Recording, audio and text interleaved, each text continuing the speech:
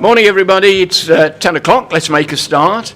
A welcome to everybody that's here, and if we could, as usual, just introduce ourselves for anybody that may be watching our live streaming.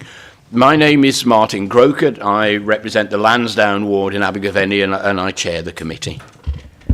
County Councillor Laura Jones for Wisham, and I'm Deputy Chair of this committee. Paula Harris, Scrutiny. Richard Williams, Democratic Services. Nick John, Swamp Leisure Manager, Monmouthshire. Paul Sullivan, Monmouthshire Sports Development.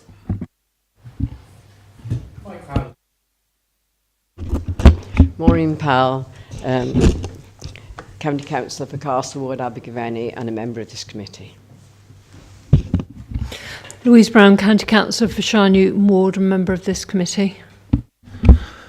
Tudor Thomas, County Councillor for Priory Ward and Abergavenny, member of the committee.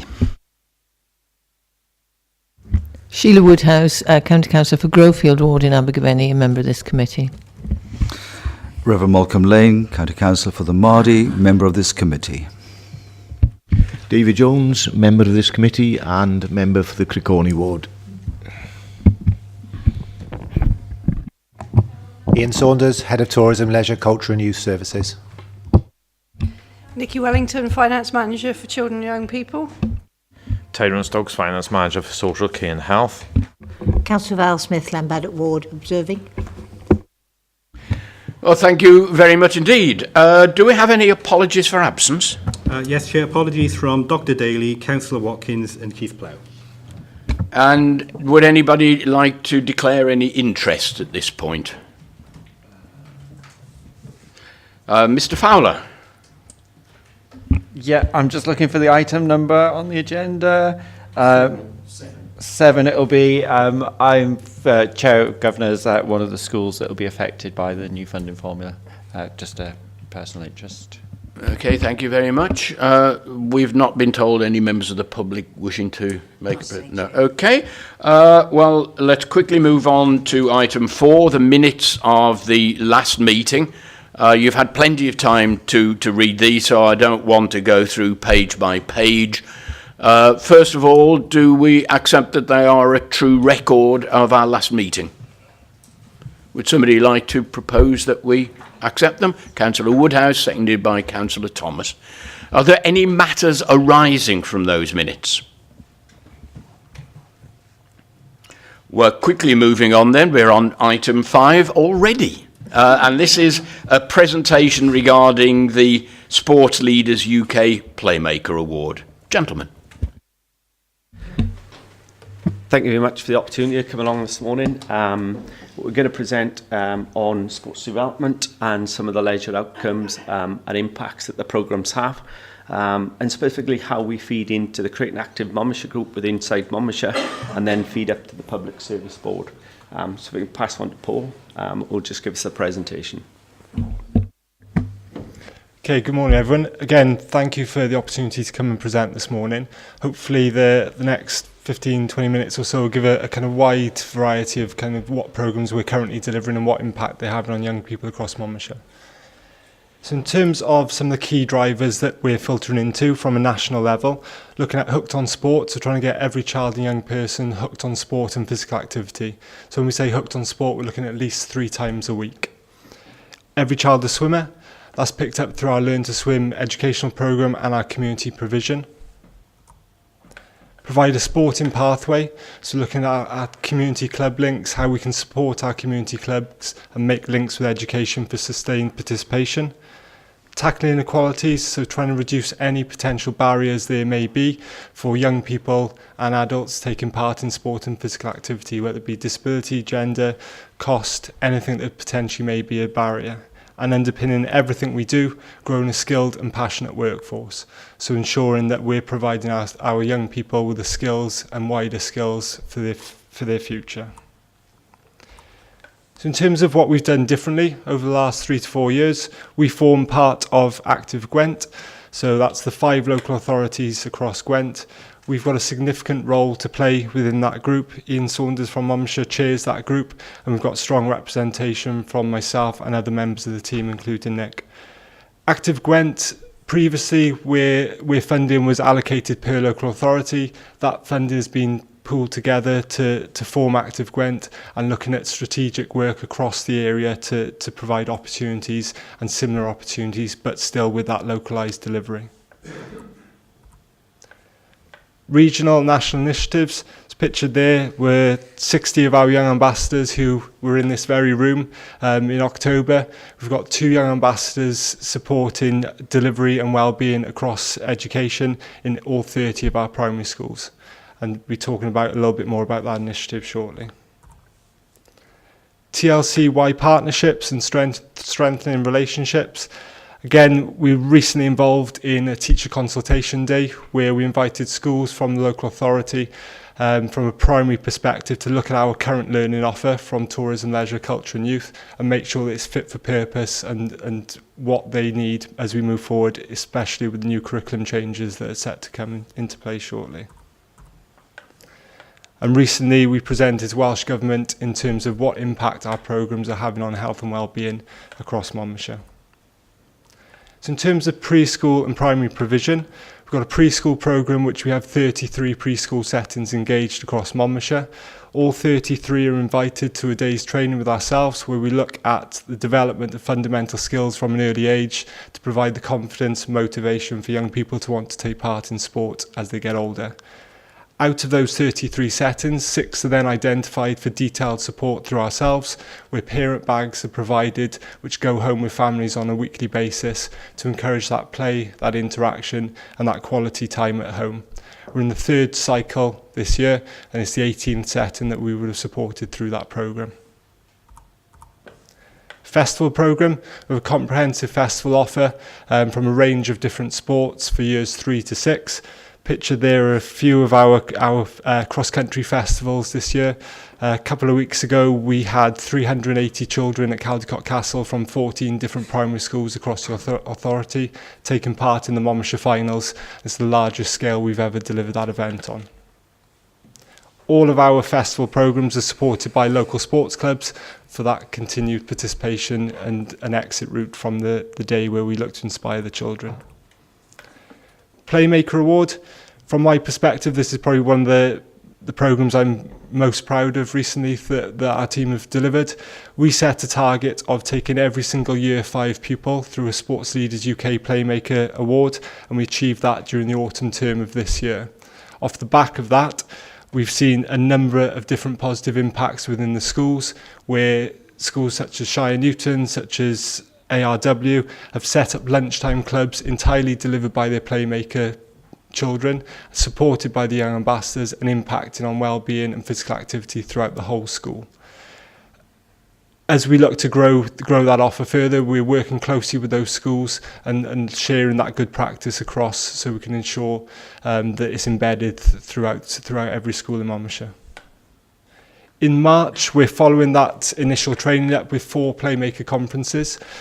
Part of those conferences, children will be invited to attend a day with us on a carousel of activities, not only focusing on the physical aspects, including Daily Mail and local sport club delivery, but we'll be looking at anti-bullying workshops, healthy eating workshops, road safety, so a really general well-being message, and it's been looked very favourably with schools, and all 30 are looking to attend those days.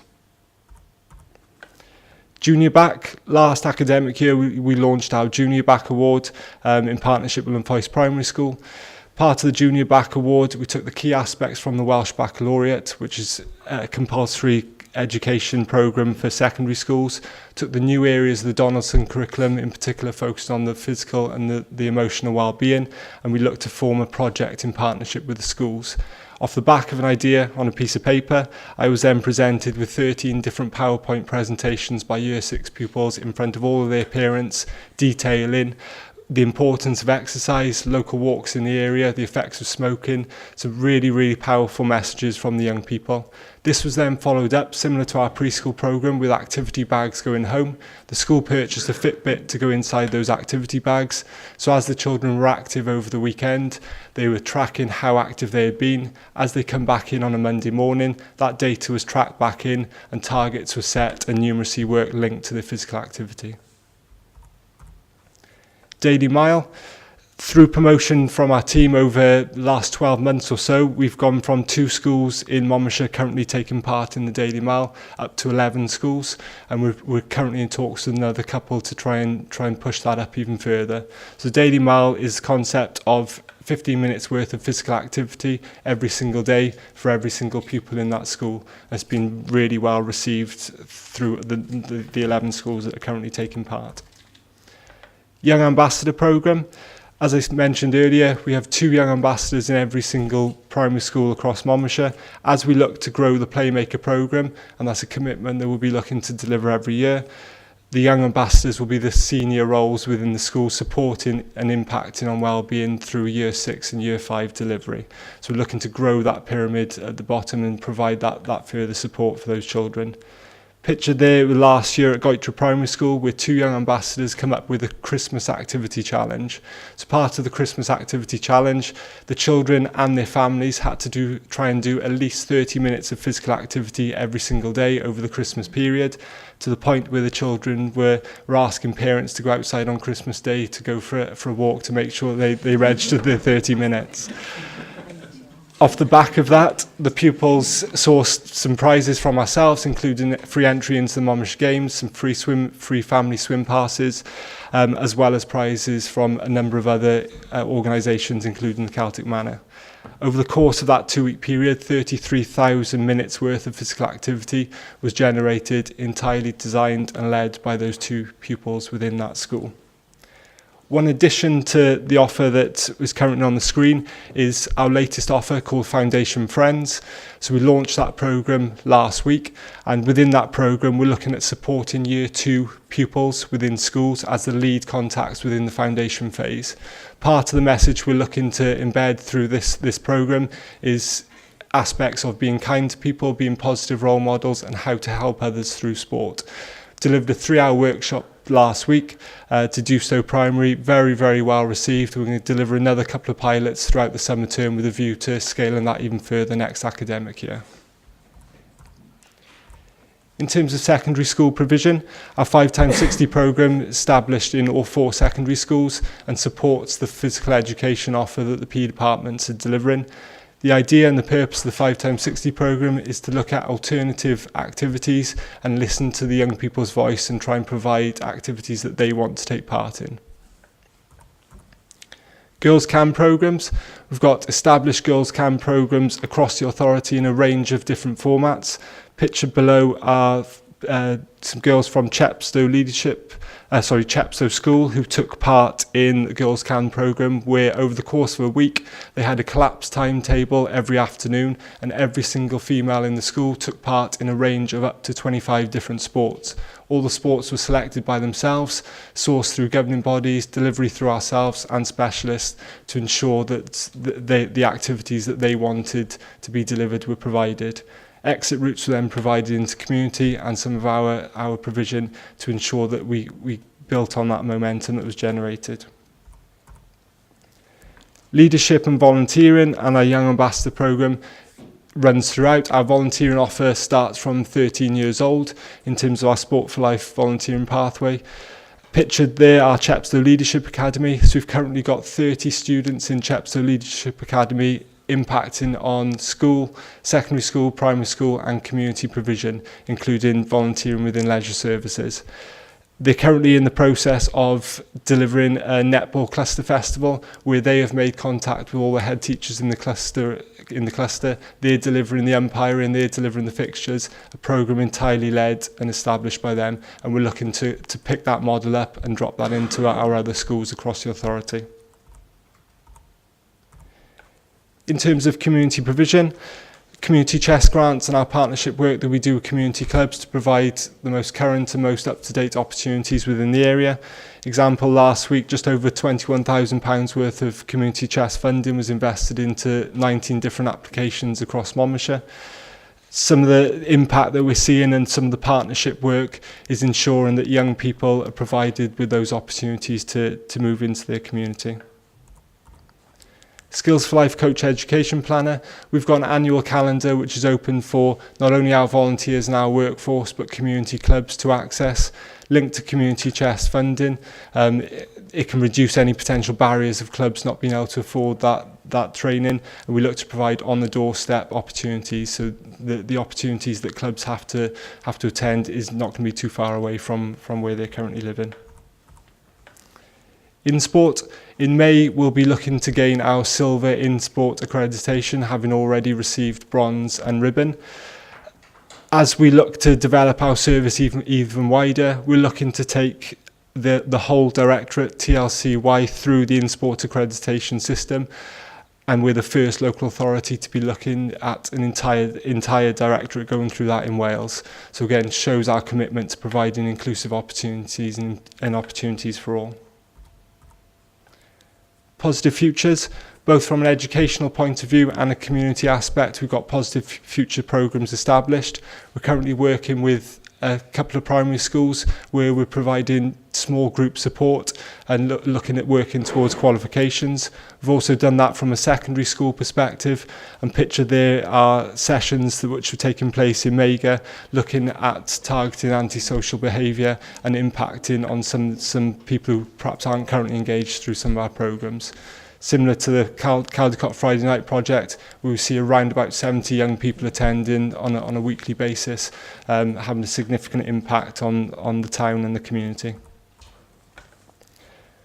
Monmouthshire Games. Monmouthshire Games is a programme that we launched in the summer of 2016, having taken what was our summer play schemes at the 4 local leisure centres and turned it into an all year round provision through the Monmouthshire Games. So children will attend either 8 till 5 or 9 till 3 with us, and they take part in a range of structured activities all day, every day. Part of that programme, we look at a virtual competition, so every Thursday there's virtual competitions between the 4 leisure centres, looking at skill-based activities and having that kind of virtual and competitive element built into it. And every Friday we look at governing bodies and local sports clubs to come in and support delivery as well. Just over a 12-month period, we've seen 8,100 attendances through that programme, and we've looked at, through the summer period, local town councils and Monmouthshire Housing providing funding into this provision to ensure that some of the most vulnerable children in Monmouthshire are able to access this. 10 days free of charge were provided to those families, and we saw some really positive impacts off the back of that. We're also in partnership and talking with Health about possible referrals into this programme. For £142.50, we can provide 90 hours worth of physical activity intervention, which works out at £1.58 per hour. So in terms of health and the impact that it can potentially have is a very small amount for the results that we could potentially have through that. Finally, just leave you with some of our numbers, our servicing numbers, and some of the kind of headline figures that we've seen over the last 6 to 12 months. I'd welcome any questions. Right, thank you very much, gentlemen. Before we kick off, I wonder if I could bring in Councillor Jones to kick off the discussion. Thank you, Chair. Firstly, thank you both of you and your team for all the work that you are doing. I think sport, and I'm sure we all agree, is vital for tackling childhood obesity, improving behaviour of our young people, in teaching them how to work individually and as part of a team. And it also is a great equaliser, as we all know. Everyone's treated the same regardless of gender or race or whatever. So it does great work, sport, and it's often underestimated. Sorry. I've got a couple of questions. Firstly, the take-up on Playmaker I thought was fabulous. I mean, the schools I visited in my area that I represent and my son's school were buzzing about it, and they thought it was great. And I know the rollout from just doing the year 5 has meant that my son, who's in year 3, is doing the Daily Mile thing still, and he loves it. I was just wondering, do you think, is that a key age? Are you going to continue repeating that every year, or are you going to go in different age groups? Or so that's my first question. Secondly, community chest funding. Obviously, you know that I sit on the panel for that, and since I've sat on it, I've been very impressed with the work that you do in reaching out to clubs and sports people across our county. And I know you work hard to do that and create awareness, but I also believe that it's in all our interests as councillors. We all have a role to play in sort of creating that awareness too of what grants and funds are available to our clubs, because they are in dire need, and often the money is there, but they don't know about it. So although you're doing great work, and I know you're continuing to do great work, we all have a role to play there. So I just wanted to highlight that. And I just wanted to know how we compare to other authorities. I know we do the Gwent joint programme, but how do we compare to the other authorities? And is it because of funding that maybe that we are behind and we're held back in certain ways, or is our provision good and our facilities as good as anyone else? Thank you. Okay, in terms of the Playmaker aspect, we've made a commitment to deliver that programme on an annual basis. The idea being that as we've trained the entire cohort this year, as they move up into year 6 next year and the young ambassadors are identified, we'll then continue to train year 5. So next October, when we have 60 young people sat in front of us in this room, we can share the message of they are the lead, they are the pinnacle in the school for the Young Ambassador programme. They can then go back and use their entire year 6 and entire year 5 classes to support their impact and support their delivery within the school. I mentioned about the Foundation Friends programme. As I said, launched that last week. Personally, I think that's something which we're very keen to grow and establish. I think some of the key messages embedded in that programme about being kind to others, encouraging others, are not just sports skills, but are life skills. And it's impacting on the children and their ability to I suppose be good citizens as they get older, not only just impact on the sporting side really. So that's something that I think, similar to the Playmaker, we'll deliver a couple of times, we'll tweak, we'll ensure that it's fit for purpose, and then we'll look to roll out greater, which will obviously then filter into some of our Playmaker work as they get older. Community chest, and again, as I mentioned, in terms of 19 clubs being supported last week, superb for ensuring that we can try to provide those opportunities within the local area. I'm sure Nick will touch a little bit more in terms of the funding. Our team is limited in terms of full-time officers. There's 3 of us, and when you look at the breadth of programmes which we're currently delivering, support is needed in different areas in terms of promotion for that aspect. But I think in terms of what we do in relation to Monmouthshire is work in partnership, and we work in partnership very well.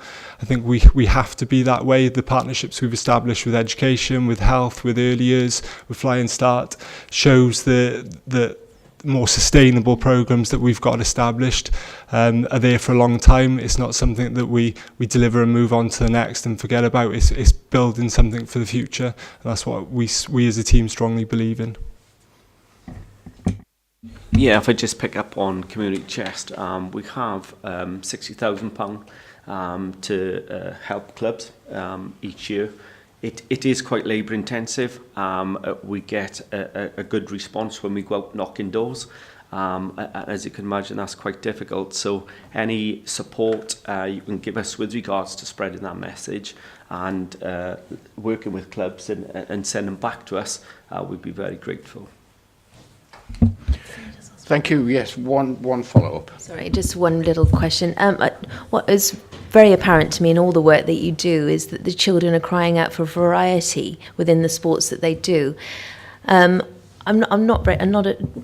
Forgive me, I'm not sure if in school now it's still just as I was in school. Is it rugby, football, cricket, netball, and that's pretty much it? Or are pupils now getting a variety of sport? The ones that you mentioned, is that after school activities, lunchtime activities, or is that now being reflected in the curriculum? I think a bit of both. I think from a Playmaker programme, some of the feedback we've received from schools off the back of that delivery are the Year 5s are delivering lunchtime clubs. They're delivering a variety of activities which is engaging the whole school. Not only that, we've had feedback from some of the class teachers that it's having a positive impact on their education, their ability to concentrate in class. They're wanting to essentially be the best they possibly can in the morning sessions so they can deliver their activities at lunchtime, which anything which is obviously going to impact on education is a real positive. In terms of the activities, I think because the young people are delivering them, they're able to have that communication, that two-way communication with young people and deliver what they want. We're currently delivering in 6 primary schools across Monmouthshire after school clubs. All of those after school clubs are multi-sport based. So again, a wide variety of activities which are being delivered to ensure that we're catering for everyone. From a curriculum point of view, I still think there needs to be, and I'm talking from a national level, not just Monmouthshire, there needs to be a bigger emphasis on the importance of physical activity within primary schools, linked to childhood obesity and linked to the general well-being. Hopefully some of the changes in the new curriculum will embed the physical aspect more and more throughout. But I still don't feel, even though we've provided support to schools through some of our training and our support, I still don't feel the confidence for teachers is being provided to deliver physical activity when they're going through their educational pathway in university. I think if we want to make a real impact on childhood obesity, that's obviously a key area which I believe probably needs some more national support. Thank you. Colleagues, Councillor Brown. Yes, thank you. Yeah, I think the work that you're doing, is really great, and your enthusiasm for doing it comes across very well. And it's great to hear, that such work is being done across so many schools. I was interested to hear about Shire Newton, because obviously that's my particular ward, but also you mentioned about the Playmaker, and I'd be interested as to what activities that actually covered. And in relation to the Daily Mile, is that something that they do within school or outside of school, or how does it operate? Because I don't know whether they run around the playground to get that type of activity, because obviously primary schools are limited in terms of the space and so forth that they've got to do it. And do have the schools actually measured? It's probably early days yet, but whether or not there's any change in obesity levels at all as a result of what you've been doing. And on the other end of the scale, is there any ever look at sort of anorexia nervosa, which is the other end? But maybe that comes in another area of the curriculum. I don't really know, but it's certainly I'm pleased to hear of all the work that's going on, and particularly how it might be making parents more enthusiastic to go out for walks, after their Christmas pudding, so that we don't all become Christmas puddings, as it were. So, I think the enthusiasm of the children can, actually help the parents as well. So, very interested to hear about it all, but would like to hear a bit more about some of the questions I've raised. Thank you. Thank you. From a Playmaker perspective, the Playmaker is a Sports Leaders UK award. So the day in which our team spends was a 6-hour qualification. Our team spend a day working with the entire class, purely focused around how to communicate activities, how to set activities up. So it's providing those children with the skills to be able to deliver sport and physical activity. So the children will then have those communication skills, have those organisational skills, be provided with some support and resources from ourselves, and then look to run with those activities. Shire Newton, as you mentioned, perfect example. They are one of the schools who've completely grasped what we're looking to do with that programme. Their young people are delivering lunchtime activities. Received this morning feedback about a 7-year-old speaking to their parent yesterday and saying that as a result of the Playmaker playmaker clubs, or didn't use the word playmaker, a fun club that I do at lunchtime was the exact terminology. There's less bullying, there's less fighting on the playground because of the structured activities, which is music to my ears for what we're looking to provide, really. So we're looking to, as I mentioned, some of those schools that are currently really on board with that concept and using that model. We're looking to try and capture some of that with work with the communications team now and share wider as part of our Playmaker conferences, so they can further impact within the school. Because the beauty of training the year fives, as they move up into year six, they can still have a positive impact on that school, and then with the year fives again following behind them. So some real positive things. I think the variety of activities and listening to what the younger pupils want in the school is something that's really shining through in that programme. In terms of the Daily Mile, totally appreciate the space that schools have. Spring, summer term tends to be a lot easier when they've got perhaps access to some of the grassed areas. Each school is slightly different in terms of how they're delivering it. All schools have been mapped in terms of orienteering courses, so they're able to kind of plot roughly a mile. Although the Daily Mile is quite a catchy name, essentially it's 15 minutes worth of physical activity. So whether that's walking, jumping, hopping, skipping, running, catching, as they walk around, it's developing that physical activity element as they move. So some schools are doing it on the playground, and they've mapped out that if they do 10 laps of the playground, that'll be the equivalent to a mile. But the biggest message, we don't want to emphasize that every child has to do a mile.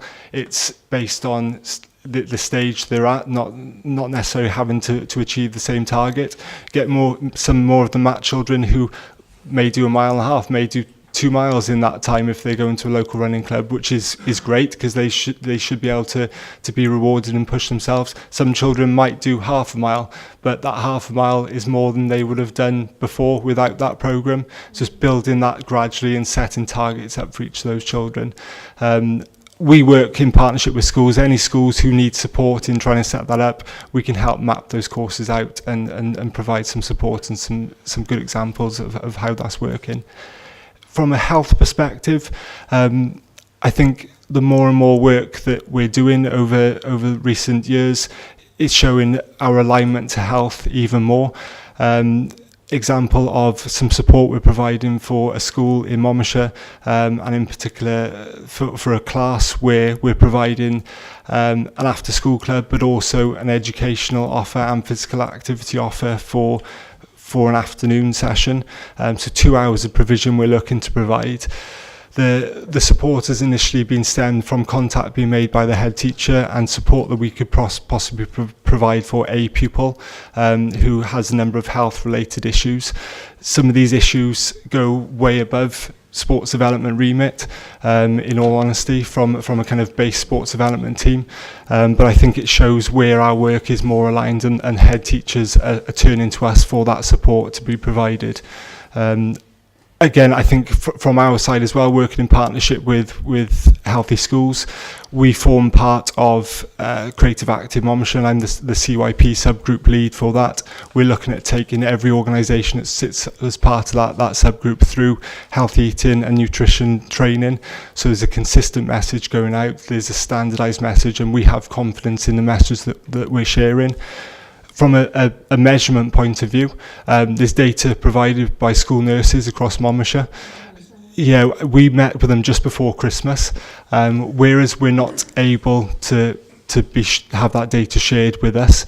We're looking at identifying a pilot project with 2 schools this year, where a significant increase above the Monmouthshire and national averages has been identified, and looking to provide some family support, some workshops, some physical activity intervention. From my side, that measurement is done by nurses at reception at entry into school, but there's no then further measurement, so it's very difficult to kind of track any impact that programme has had, and also with us not being able to have that data shared with us is difficult. But I think it's a step in the right direction from a health perspective, and seeing what impact we can have for obesity.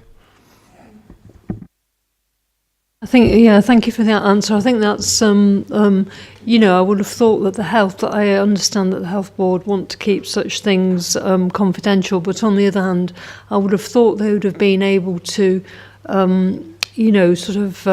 say if they were measured, say, when they came into school initially and then later, a year or two later, I would have thought they'd have been able to say, well, they're whatever the body mass thing is, on average is improving, without actually naming names. And I would have thought that sort of information they should be able to give, because I don't think that sort of thing should be confidential, because it doesn't actually name a pupil, and it just says, on average we were sort of above whatever the national level is for obesity, and now we're at the same level or something of that nature, So I think it would be worth pressing them to, because that in a sense validates the programme that you're doing, and provides a good measure of how effective it is as well. Thank you. Thank you. I wonder if maybe one recommendation that we could make this morning that might help you is that we could make representations to the health authority along those lines. Because if we can get measurable health outcomes, then we can actually say, look at the impact that this is having. So could we make that a recommendation? Mr. McLean. Thank you, Chair. Just to pick up that final point about the recommendation through to the NHS, probably the best place for us to be able to do that is through our Public Service Board. Childhood obesity has been recognised, I think, quite clearly as one of the key themes that the PSB will be looking at. Giving all of our children the best start in life is one of the key wellbeing objectives. So that's a perfect forum with a range of partners to kind of raise that issue. And I think that kind of data exchange would be a good thing to raise in that setting. Okay, thank you very much for that advice. I think we'd be more than happy to accept it. Thanks. Any other comments or questions? Yeah, Mr. Fowler. Hi, thanks for a great presentation. Just one thing tiny niggling me, and I'm sure it just needs clarification. All the tweets and examples and everything all seem to be Caldecott and Chepstow based. It's great to see that you're working in all schools, but I just query, is the north of the county equally doing as well? It's just everything was south of the county example, so just checking that it's not centred one way or the other. No, definitely not. We've been in our structure for 5 years now. I was the Monmouth officer before kind of taking on a bit more of a lead role with the team, so I can definitely say that they're definitely having as much support. All schools are engaged in every programme. Playmaker was delivered to 30 schools. Welsh Back example was Lymfoes Primary. This is the first year we've had all 4 clusters. Abergavenny have come on board with the festival structure that we've got this year, with a few changes, having attended their head cluster meetings. So 100% definitely that way. In terms of Monmouthshire Games, Abergavenny is averaging around about 50 to 60 children per day. Busiest site in terms of that programme. Leadership hours through our volunteering programme, very, very high in the north. 80% of the Monmouthshire Games paid staff are currently come through our volunteer pathway, and that goes across the authority. So apologies if it kind of looked a bit south heavy, but definitely can assure you that it is Pan Monmouthshire, definitely. Thanks. Councillor Thomas. Well, thank you very much for the presentation. Excellent. And the other thing I'd like to say is that all the feedback I'm picking up in my ward in Abergavenny is positive in terms of parents talking about their youngsters going. But one sort of quick question is, and a statement, I suppose, with the younger children, it's much easier to engage children like that, at up to the end of Key Stage 2. But certainly, looking around, there seems to be sometimes a fall off in children going on into Key Stage 3 and Key Stage 4, and what can be done to sort of mitigate that, and also perhaps mitigate some children who don't perhaps take part in somewhere like Abergavenny. Okay, thank you. In terms of trying to combat that drop off, I think twofold really, the playmaker and the education from an early age, and the importance of that not just the physical activity but the general kind of well-being and look after yourself. We're trying to do more and more work around the importance of mental well-being as well as the physical, and showing how sport can make you feel better about yourself essentially. So when they're going through tough times in exam periods, tough times in their personal life, sport can be that escape and release those endorphins to try and combat some of that. Girls Camp programme that I mentioned, data shows us that that's the biggest drop-off that we're currently seeing. So mass participation days like that and specific sessions help try to combat some of that. We're looking at investing next financial year through an active Gwent perspective into a data capture system, so it'll be an online survey where young people will complete it, specifically looking at secondary school to start with. So the idea behind that survey, I would then be able to identify that in Abergavenny there are 15 girls in year 10 that want to do yoga, for instance. We can then look to target that bespoke package for those individuals to make sure they're engaged. Once they are engaged, then we're looking to try and inspire them and put them into other exit routes. During the summer term, our team will be responsible for working with all of our primary schools and secondary schools as part of the school sports survey for Sport Wales. Nationally recognised survey. 2015 was the last time that we took part. 49% of young people in Monmouthshire were deemed hooked on sport, with the national average being 48%. And we set our target to try and increase that to 55% this year. So we'll see what data comes back. But again, each school receive an individual report broken down per year group, so we'll be able to then target and create our package bespoke to what they want. Okay, thank you very much. Councillor Jones, you wanted to come back in. Yes, thank you, Chair. Sorry again.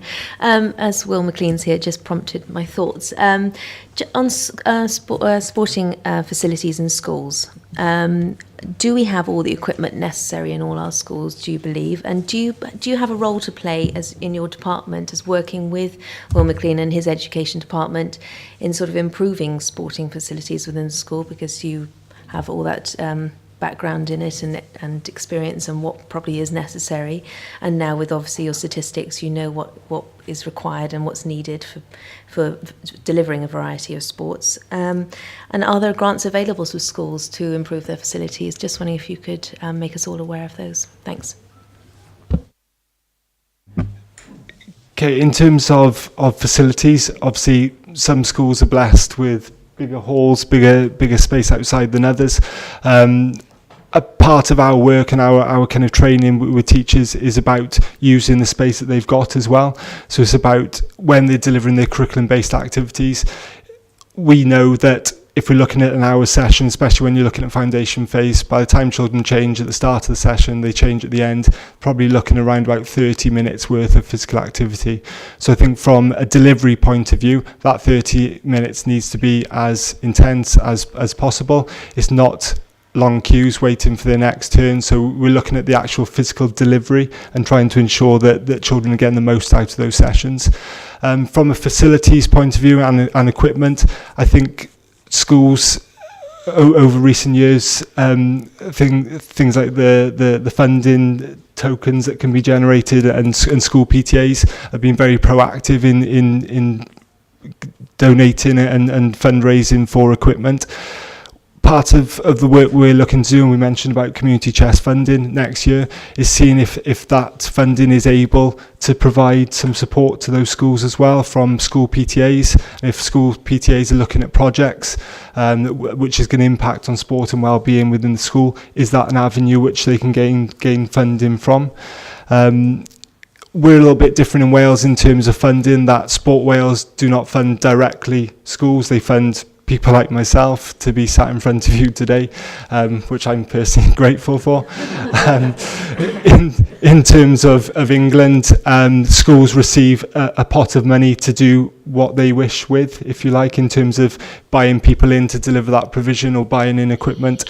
So I think it's slightly different with ourselves, but some of the avenues is very much on our radar with facilities and equipment for schools, and we'll be looking to do whatever we can to support that, really. Thank you. Mr. McLean, anything to add on that? The only thing I'd add is just that there's a really strong relationship between CYP, the schools, and the work that the team are doing from Montelure, and I think that's really positive, and I think that's what we've got to look at as we go forward, making sure that we're really clear about the outcomes we're looking to achieve. We're very clear about how that works in the future, and then we capture the evidence. I think going back to Councillor Brown's point about how we can actually demonstrate the value of what we've done beyond what is clearly evident when you see the children participating, that goes without saying. But, you know, I think there will be at times when we have to give kind of a very clear account of what we've done. So those are the only comments I'd offer. Councillor Woodhouse. Thank you, Chair. Can I just say that thank you for that very helpful presentation and well done on all that you do. I note that you do invite councillors to events like the Monmouthshire Games, and thanks for that. Can you continue to do so where it's appropriate? Invite us along, because to see it firsthand, I think would be beneficial. Thank you. Okay, yeah.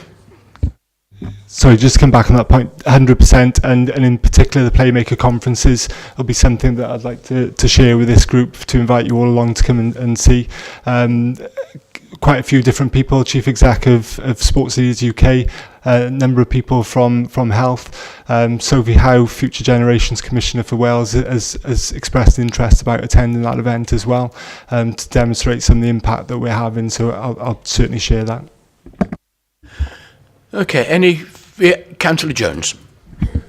Could I just add my thanks for the presentation, and it's easy to understand the enthusiasm of the ambassadors and so on. Can I refer to the other end of the scale and what's being done to try and ensure the involvement and enthusiasm of the non-sporty child and the couch potato? You know, there's all sorts of names being used, but equally their involvement is as important from their point of view and their personal development. So I'd just like to focus a few minutes on those, really. Thank you.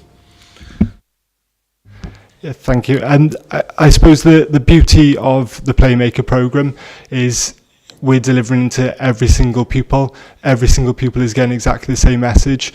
I think whereas perhaps in the past the Young Ambassador programme, and where schools have been identifying their young ambassadors, initially it was the habit of let's send our two most sporty children, which is kind of completely against what we want.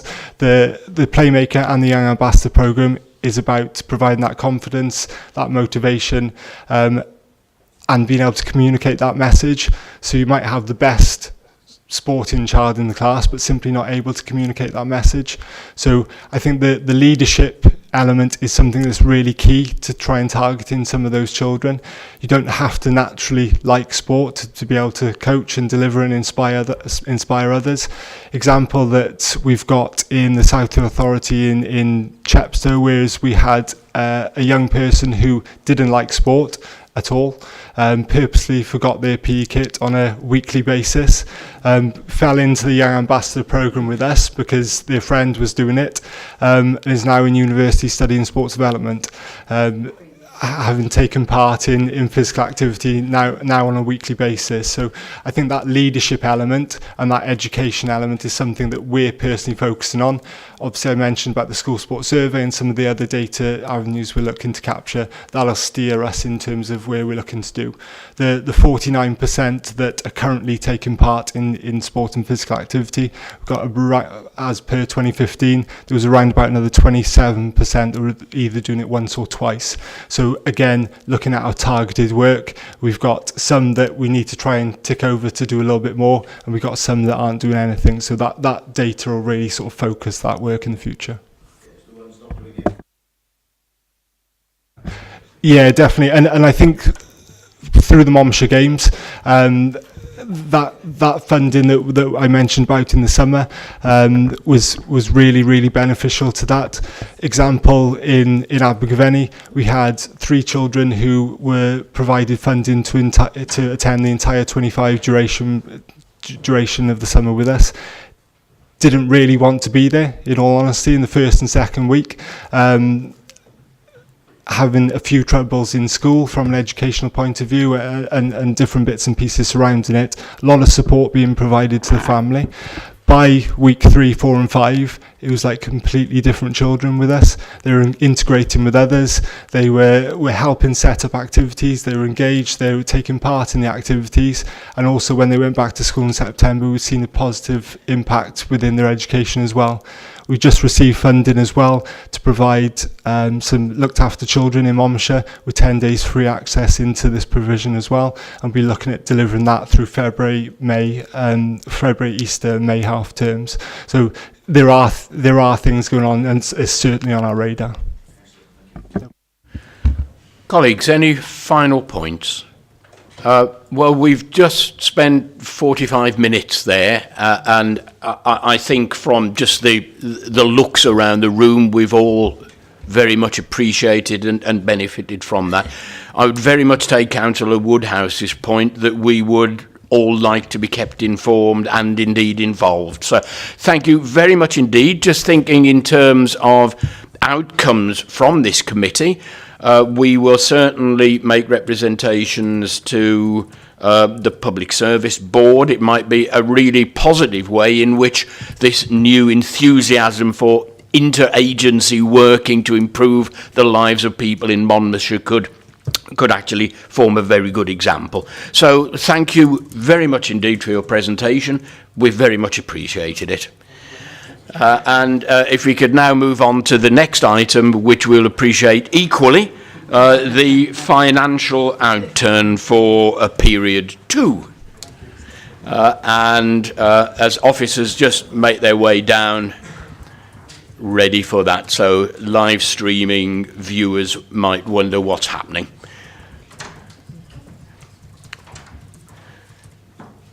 Well, good morning both. Welcome back to this committee. I'm sure you really look forward to coming to tell us about the financial position of our schools. And when you're ready, I'll hand over to you. Thanks.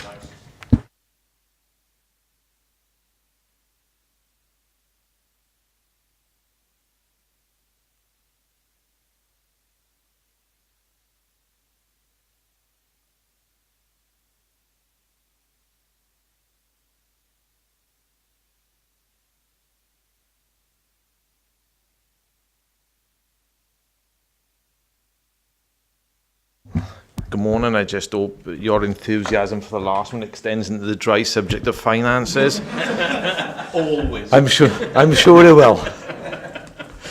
Myself and my colleague Nikki are here to present the period 2 month 7 forecast outturn for revenue and capital monitoring. I'll take you through a general introduction. I'll give you an overview, and then I'll go into the specifics of the social care element of children's. And then I'll hand over to Nikki and she can do the schools element. If I quickly take you to page 25, and I know it is a lengthy document, but if I cut straight to the recommendations, and if I just highlight for you the ones that I think of interest to you, that would be to note the £62,000 revenue overspend. If we look at that in detail in 2.2, there is an inherent £1.333 million overspend on services, and I can talk you through that. And then is to note the school's balances recommendation, and Nikki can talk you through that when she does her stint. If we look at page 26 and 27, that's an analysis of the revenue position. If I take you to the element of children's services within social care, and if you look at the forecast over and underspend column, that's exhibiting an overspend at period 2 of 1.052 million. In terms of the reasoning around that, if I take you to page 33,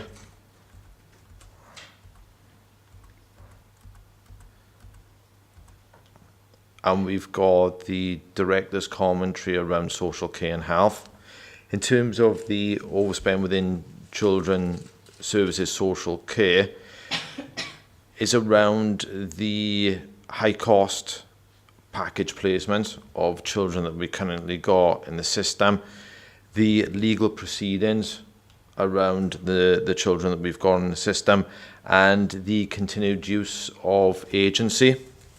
But if I refer you back to the the last select, and next year's medium-term financial plan, we have actually got a better workforce plan around that to move towards permanent recruitment, and we will be looking to actively target removing ourselves from the agency market once we're successful with our recruitment campaign.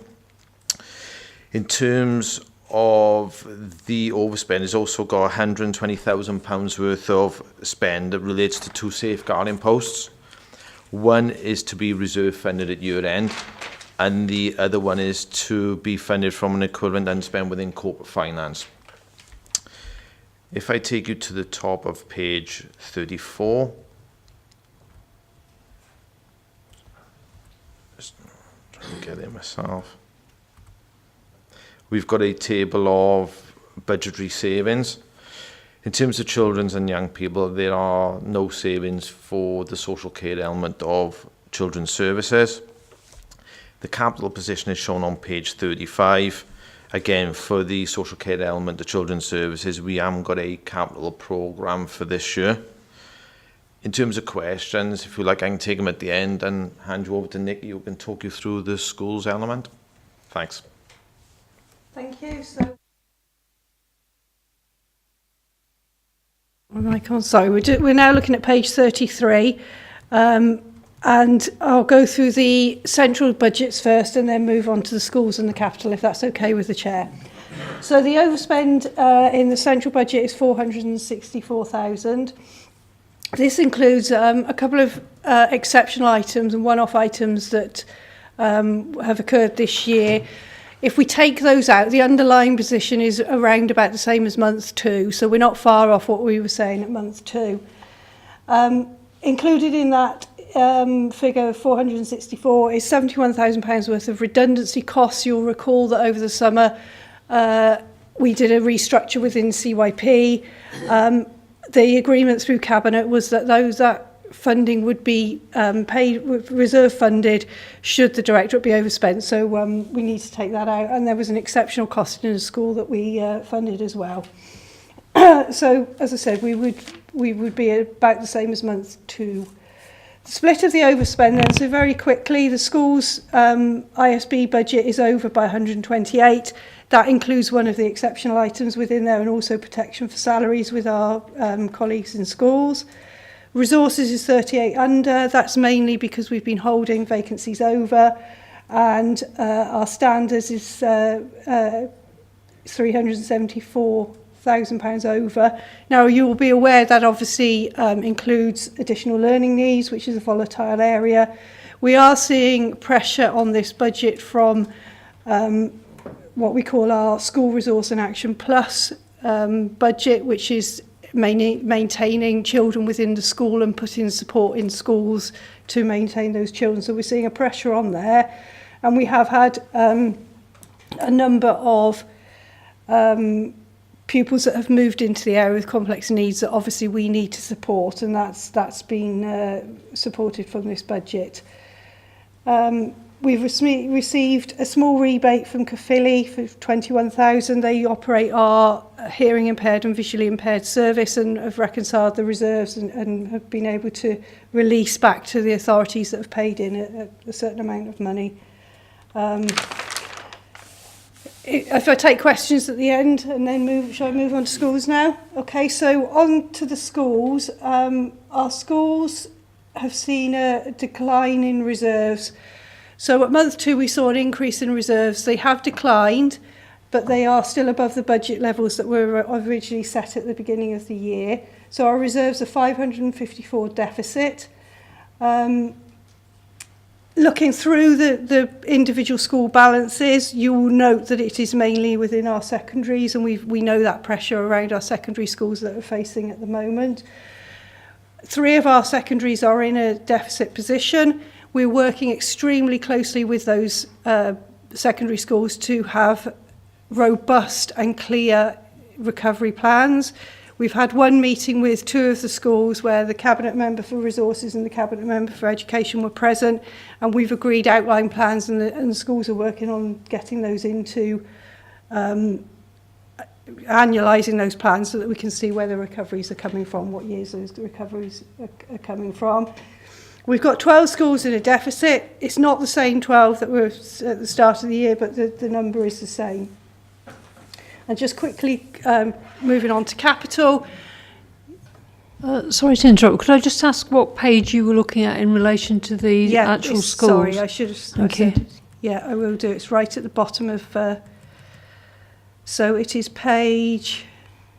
It's Appendix 2. There's not a page number on it, but I think it's 58, 57, 58, 56, 57 and 58, I think. Okay.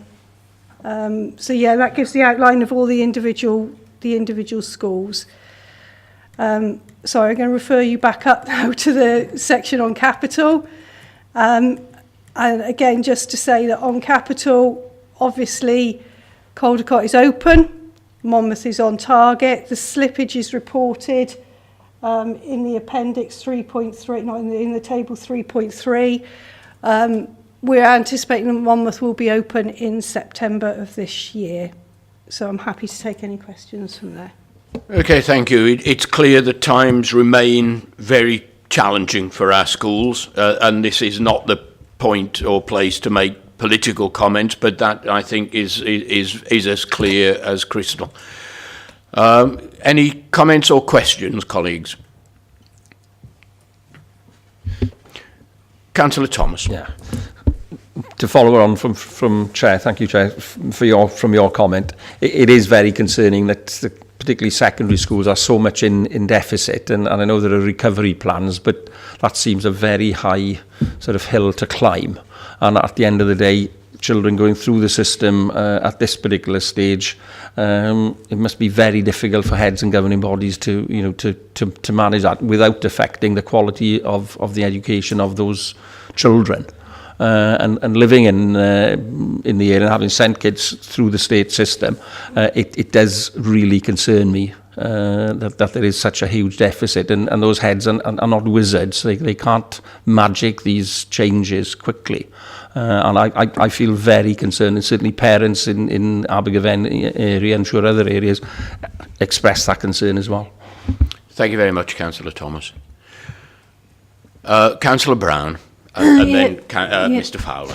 Just a sort of a general comment about the accounts. I've got the privilege of sitting on an audit committee for the Fire Authority, and there, when they do their financial reports, the items in red are actually the items that are overspent. Now, we seem to do it the other way around.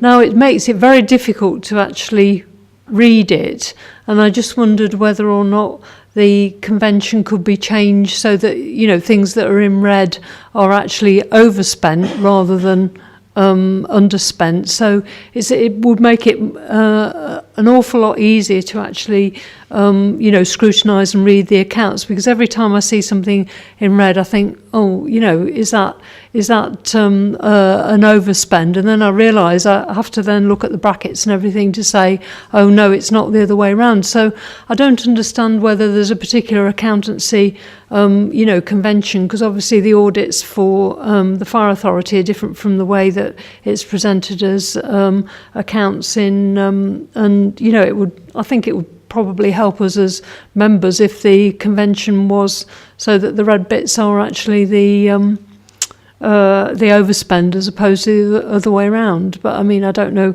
why the convention in the council is different from elsewhere, and perhaps you could let me know, explain why that's the case. Thank you. In terms of local authority, that's the way we account for the various overspends and underspends. In terms of the variance, you are right. We treat an underspend as red, but if you look at your own bank account, if you're in a red, that's good. But we can't change that concept. It's something that's been raised before. The only thing I can do is look that when we write the report, we make it clear at the start, just to remind members that anything with a red and in brackets is an underspend. And conversely then with a black, it refers to an overspend, to help you scrutinise that a lot better. But in terms of the accounting for local authority, unfortunately, when we look to change that accounting concept, if you look at all organisations, they use different concept. It's just something that we have to try and get you used to in terms of the concept to help you scrutinise and do the work that you do. Yeah, I mean, does that mean there's sort of like a general local authority convention across Wales that's the way you'll do it, or where does this convention come from? Because obviously there's differences between the fire authority and the local authority in how they're dealing with these things. So I just wondered where that's sort of set in stone and whether or not that convention can be looked at all. Thank you. What I'll do, I'll refer back to our SIP for Guidance, which is the Chartered Institute of Public Financial Accounting Standards and Guidance. So I'll have a look at that just to see if there's anything we can change. This is a concept we've been doing now for years and years, but it's not to say it's something that we won't look at. I'll come back and I can give a further update at the next CYP Select. I'm not holding out too much hopes that we'll be able to change the signage. It may just be one where we may have to make it a bit more explicit to you, rather than just assuming, yeah, I can understand, but I can understand from your point of view, if there's a layman looking at it doesn't really explain why we're using red brackets and then we're using black bowls. I can fully appreciate where you are coming from. And like I say, it's not the first time it has been raised. Cool. I would certainly agree with Councillor Brown. Perhaps if you could have a look into that, and next time you present for the next period, you could report back to us. I mean, certainly my own bank account, I only wish that being in the red meant that I had some money there. But, any other comments or questions? Mr. Fowler. Hi. Just a query, really. And it's just getting into the detail of some of the schools. So I'm fully aware of the funding agreement for the use of reserves, and we've got the exception to that this year because the reserves are not enough. But I look at two schools, just looking at Justo and Shire Newton, who are both holding what must be around 10% of their school budget in reserves. And on the one hand, I say, yes, let's be thankful that they've got that money because it's helping the rest of the schools out. But do they have a plan to spend that, or are they just sitting on the big chunks of money that is helping everyone else? We all say thanks for helping us out in terms of the school balances. The short answer to your question is yes, they do have a plan. Where we see schools with high surpluses, or when we see schools with surpluses, we build a 3-year plan. You'll be used to it in your own school that we build 3-year plans, and you will see those surpluses reducing. The regulations do strictly say that you can go and claw back a surplus over 50,000 for primary and a surplus over 100,000 for secondary, and Welsh Government are looking into that because we would prefer a percentage, rather than absolute figures, but they'll come back with something updating the regulations there. But yeah, I mean, yes, they have a plan. They have a plan to spend. If they have the plan to spend, then where does that leave the rest of us?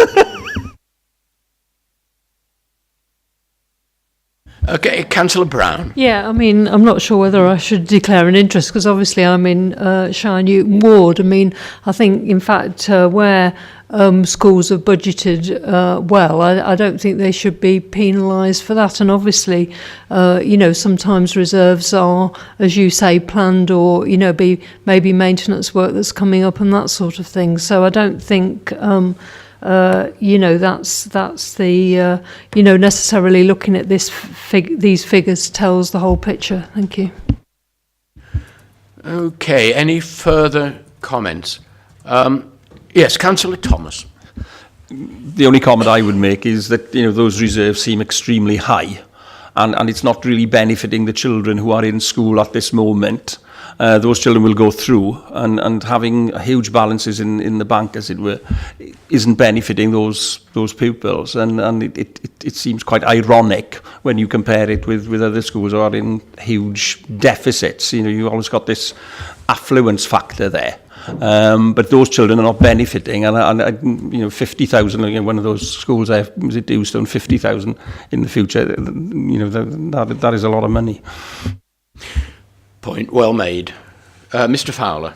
I think it's worth kind of pointing out that I think those two schools are both pioneer schools, so it's not that their financial planning is necessarily better, it's just that they're selling themselves out for the pioneering for the new curriculum, so they're attracting money in that is outside of the normal school budgets. I believe that's right. Yes, one of the schools is a pioneer school. Shire Newton's the pioneer school. Dewstow is not the pioneer school. Trellick's is the other pioneer school. Mr. McLean. Thank you, Chair. I think the point around schools accumulating balances, I think certainly for some of our schools, there have been long-term projects that they've been working towards, and they've put money aside in a prudent way for kind of additional resources in the grounds and so on, invested in outside spaces and so on, and I think that's fine. But I think Councillor Thomas's point is a very fair point, in the sense that we provide money to schools on an annual basis for them to spend on the education of the children who are in their care at that time.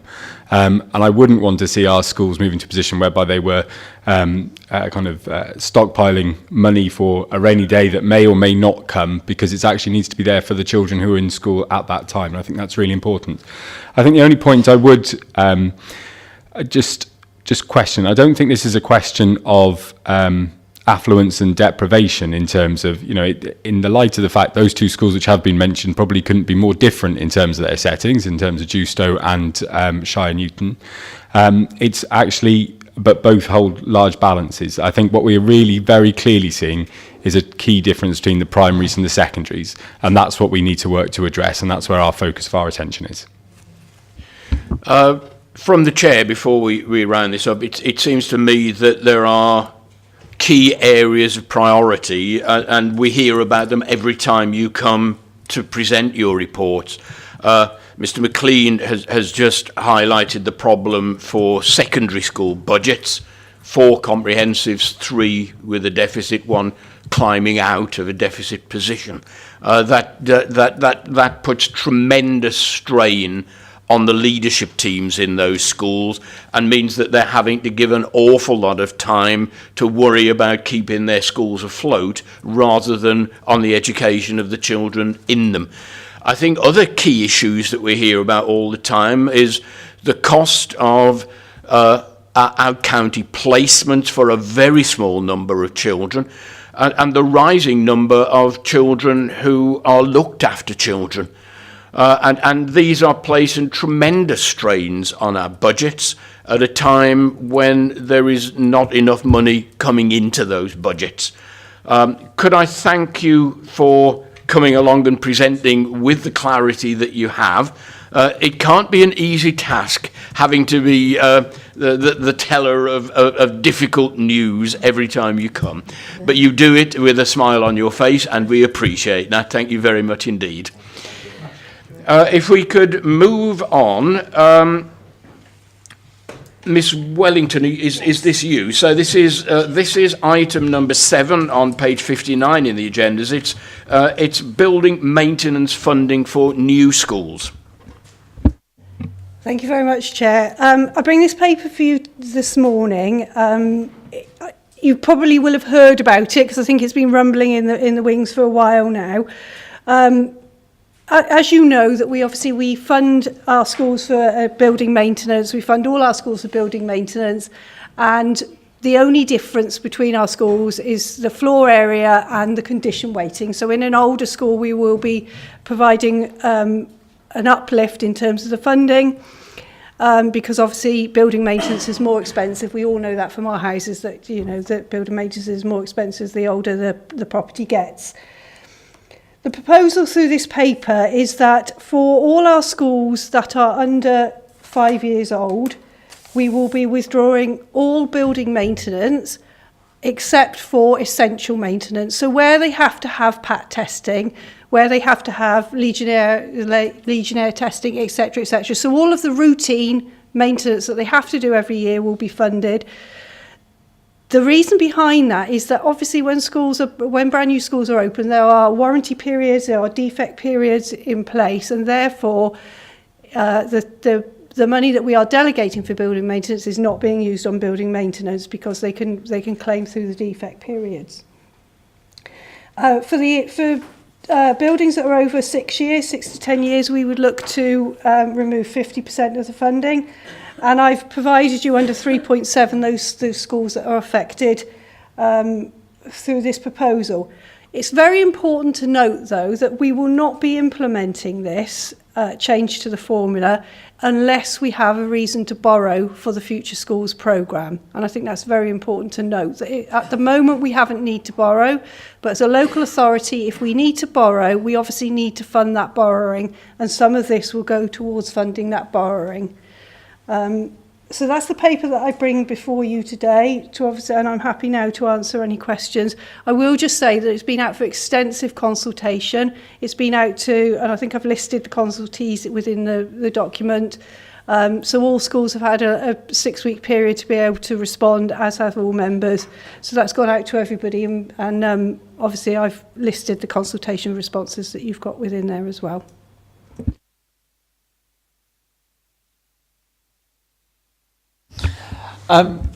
Obviously, I represent one of the brand new schools, so I'll declare that now.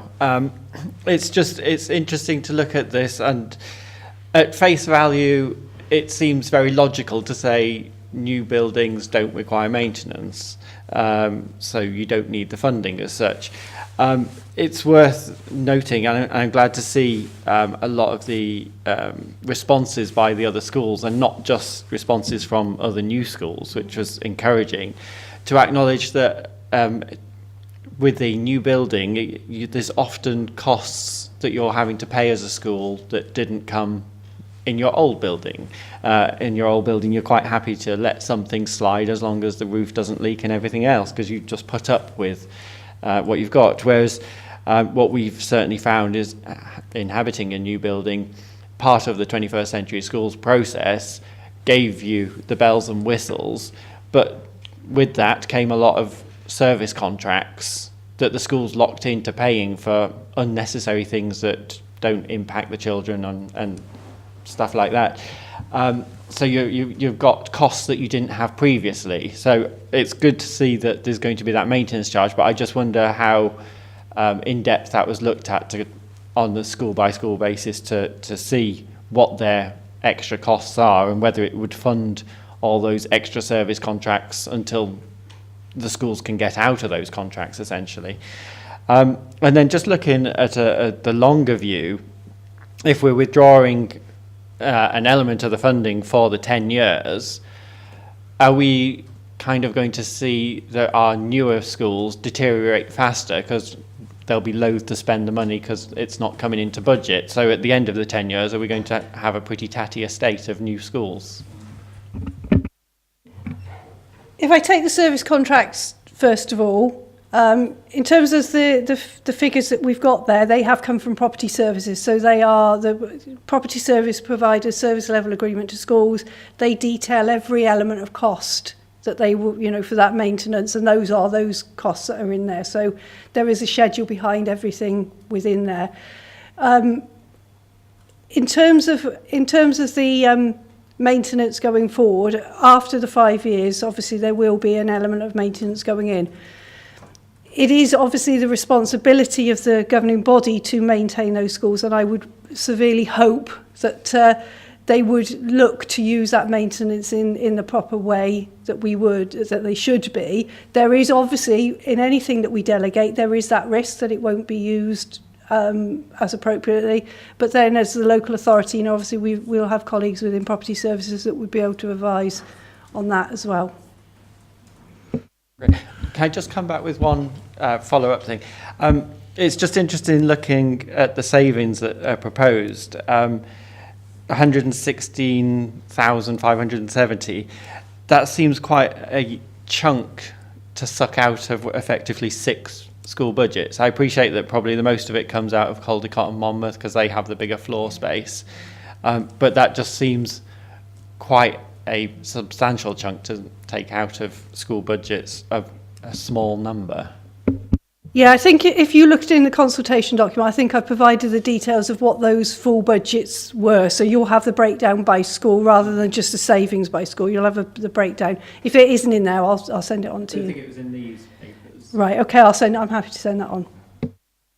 Councillor Brown. Yes, thank you, Chair. I just wondered whether or not, obviously, in terms of the operation of a system, sometimes there tends to be reviews, to effectively to see how it's going, and if, for example, you've put some costs in terms of funding for cyclic. I can't say it for, the everyday, the expected maintenance, and that's broken down for particular schools in 3.7 of the report. So I just wondered whether or not there was likely to be a review. And the other question really is, I'm not a governor of any school in the Chepstow area, but in terms of flying the flag for Chepstow, obviously the idea here is to reduce the maintenance costs for the new schools, but obviously Chepstow comprehensive school was due to be in the original programme B, and now it's been put back to programme C. And it was mentioned in Cabinet about the need for, when it was discussed about the need for additional maintenance as a result. So obviously what you're doing here is you're cutting the maintenance of the new schools because they need less maintenance, but obviously there are schools in the school estate that actually might need more maintenance because of the delayed decisions in terms of the 21st century building programme. So I just wondered if that had been considered at all, because I know at the time that it was discussed that it would be looked at, and but I haven't had any feedback on whether that's the case or not. Thank you. I pick up the bit around the cyclical maintenance, and then I'll hand over to Will to pick up the Chepstow part. Cyclical maintenance, in terms of the figures here, they're reviewed annually, so they come from property services annually. In terms of the maintenance, that the routine maintenance, they'll go out for contracts and they'll bring the cost back up to us annually. So those will be updated on an annual basis. Okay. Do you want to pick up Chepstow? Thank you, Nikki. As we take forward, and I think it's important to remember we're not in Band B yet, so there's no funding available or anything. So that will start in 2019. We've been very clear that we expect Chepstow to be a key part of the Band B developments and proposals. So we're working the proposal up for Chepstow as we go through the Band B piece. If there were to be flexibility in the programme, then I think we'd look to fund additional pieces of work that are required in Chepstow. I think one of the things which came up in the Faithful and Gould survey, I think was particularly around the boiler. I think we're in discussions around property services about bringing that forward in terms of scheduling works. There have been works undertaken in terms of the fencing and so on, which were also identified in some other matters internally. So we are looking at that on an ongoing basis as well. I think that's great that it's being looked at. The other question I've got is you mentioned about category B, but I mean my understanding was that Chepstow was in C, because I noticed within the corporate plan that's just gone through Cabinet that it mentioned about Chepstow being in category C. So I just wondered whether you could clarify that particular comment, because I'm just a bit confused by it. Thank you. Yeah, of course. So the Welsh Government releases programme funding in those tranches A, B, C, D.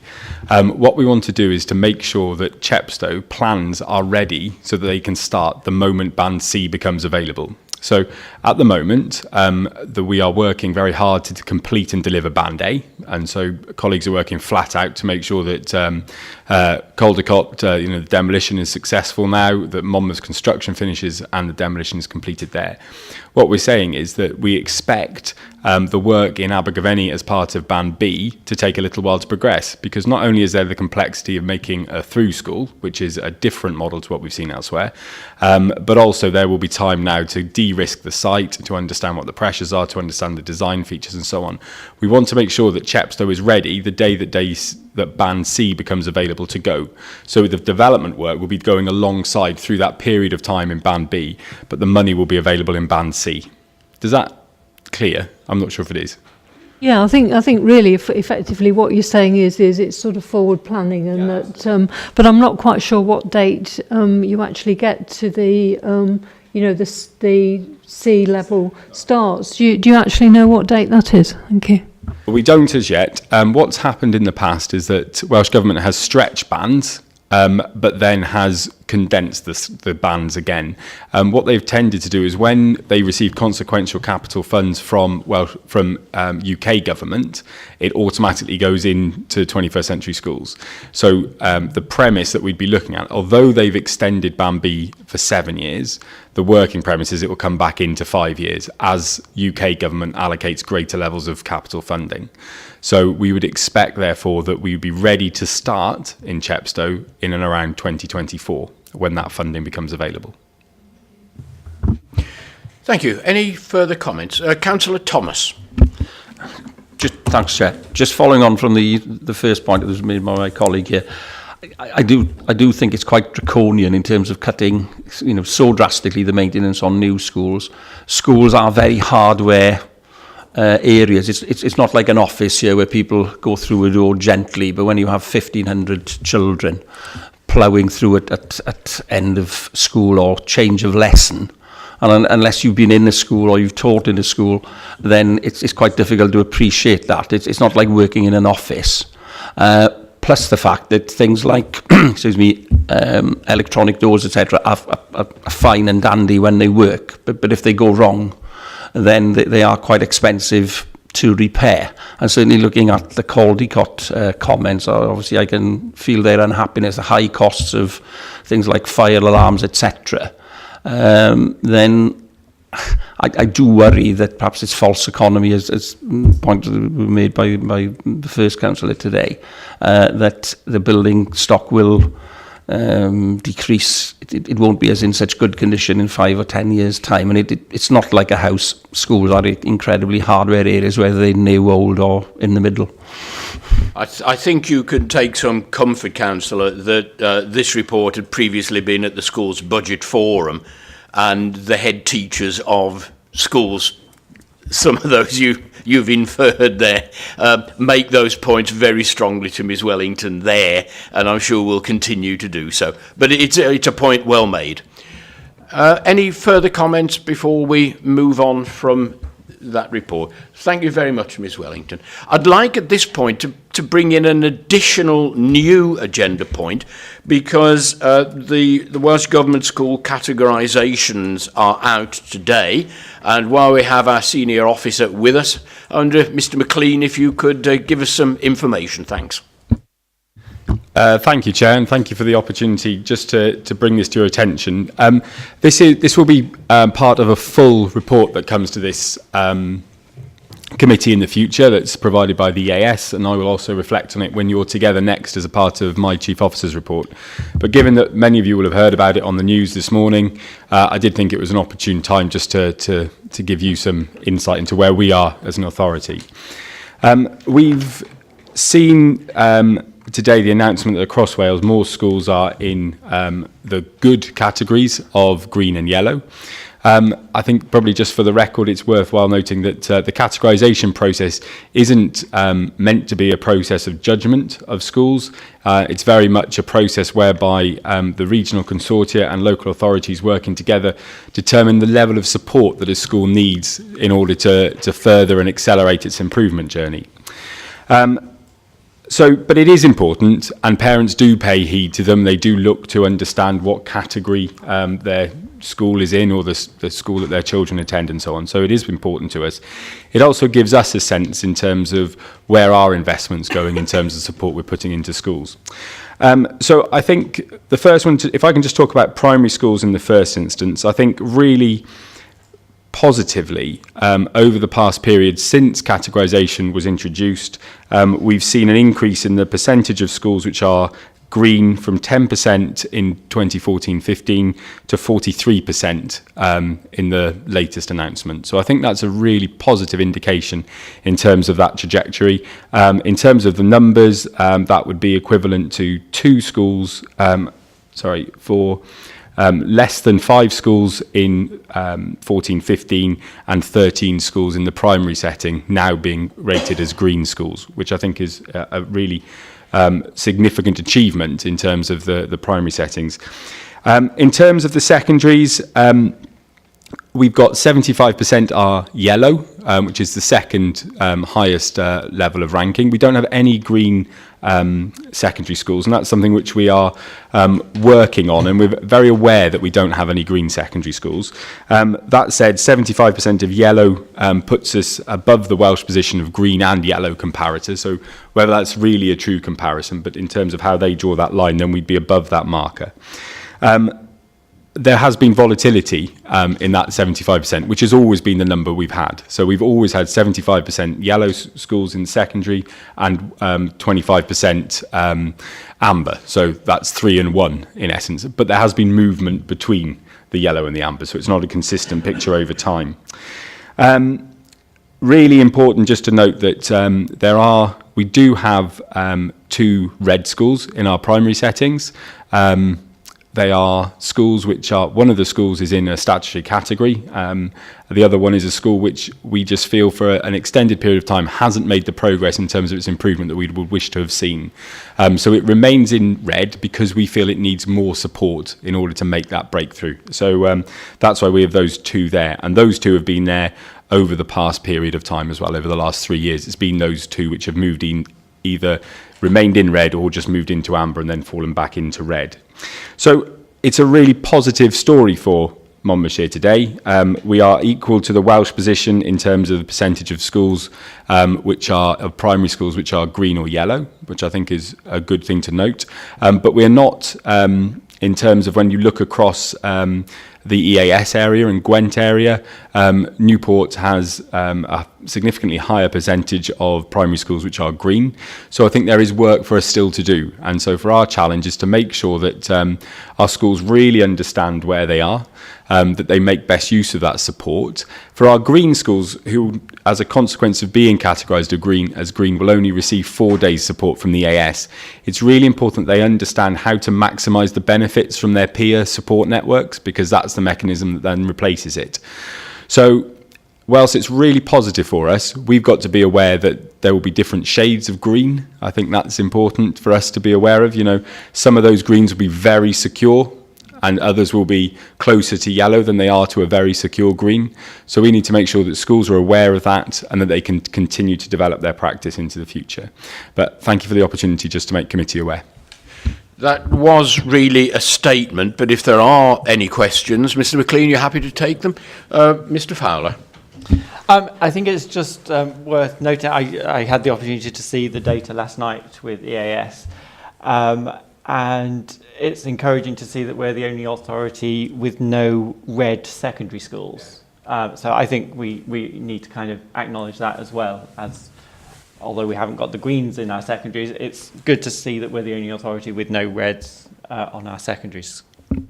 Yes, and it was remiss of me not to note that as well. Absolutely. The compensating factor for not having a green, not having red, and there are schools in our region who we discuss when we come together as directors on a frequent basis, who are in statutory category and have failed to make progress over a significant period of time, even sometimes failing to move on from statutory category over a significant period of time. So I think we've probably got 1 or 2 of our yellow secondary schools with another year of good results, we'll see them move into that green category. I'd have confidence in that.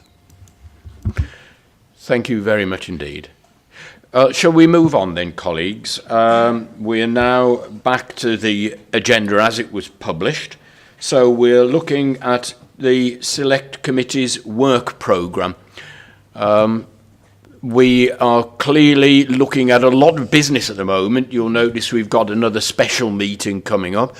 Do any members have any additional items that they would like to add to that work programme at the moment? Okay. Mr. McLean? I'm sorry, Chair. I know that Hazel, scrutiny manager, isn't in work at the moment, but I've had discussions with Hazel, and there are a couple of additional items that we'd agreed would be coming to the 13th of February meeting. They were an update to members on the additional learning needs review, prior to that going to Cabinet for a decision on the consultation process on the 7th of March. The formal report, and I'll have given, I hope members are aware that I presented Key Stage 4 and Key Stage 5 outcomes informally before they were very finally signed off by Welsh Government. So there's a final report to come from the EAS on Key Stage 4 and 5.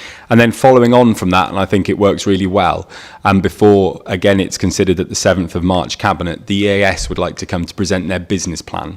So there should be a positive sequencing in terms of Chief Officer's reflections on the year past and the year forward, in terms of the outcomes at Key Stage 4-5, and then looking at the EAS business plan, which is how we'll support the schools make that progress. Okay. Certainly very meaty items there that, as a committee, we'll look forward to very much. Okay, so we will note the work programme with those important additions. The Cabinet and Council Forward Planner was with the papers. We need to keep an eye on that to make sure that we're able to fulfil our role effectively in terms of scrutiny. Are there any comments about that future planner at this point? Councillor Brown? Yeah, if you look at the forward planner, I think on the 14th of February 2018, it mentions about loan to foster carers, and obviously the issue of foster caring and whether that's done by internally or by agency, I think will be, because obviously that's, quite a cost to the authority. It would be useful to have a look at that at the same time, if possible. I certainly think there is some merit there. I wonder if we could ask the relevant Chief Officer to come back to us with some information on that. That would be Miss Marchant. Thanks. Okay, the final point, next meetings in the plural. You will note that the next meeting is a special meeting. You remember we put this one in at our last meeting because of the amount of work we've got at the moment. So that will be the 12th of February. And then our next scheduled meeting is on the 22nd of March, both at 10 a.m. Can I thank everybody for coming to what's been a very interesting meeting this morning. We've heard the difficulties, but also the celebrations that the authority can be going through. So thank you all, and thank you very much to the officers that have helped us. The Reverend Lanes. The meeting you mentioned for the 12th, I think it's the 13th, isn't it? Sorry, my eyes aren't as good as they used to be. Thank you for correcting me. It is Tuesday the 13th of February. Thank you very much indeed. I will call in at the opticians on my way home. Thank you very much indeed.